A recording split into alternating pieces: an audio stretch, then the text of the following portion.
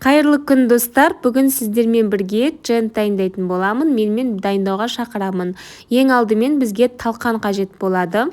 Талқанның үстіне 2 қасық қант саламыз. Менің жағдайымда қанттың ұнтағын салдым. Барлығын тершіктеліп қалмас үшін араластырамыз.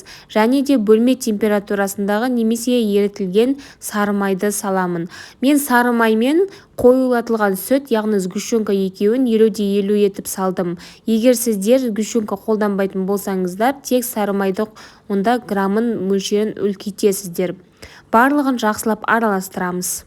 Осы жерде араластырып жатып, неше түрлі сухофрукты қоссаңыздар болады, яғни ол мейіз, жаңғақтар қоссаңыздар да болады.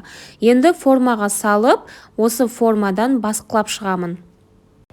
Формаға салмай, жай ғана құрт тәріздес етіп, дөңгелекше грек жаңғағындай мөлшерде шариктер жасап шықсаңыздар да болады.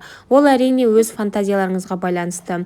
Мен осындай кішкентай формаға салып, басқылап, содан кейін тәрелкеге төңкеріп, жан-жақтарынан 4 бұрышты етіп кесіп шықтым.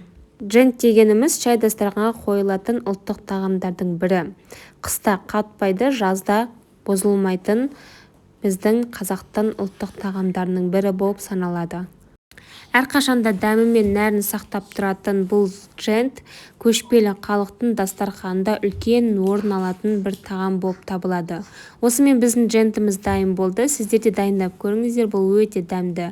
Сіздермен болған Гүлназ, менімен болғандарыңызға рахмет.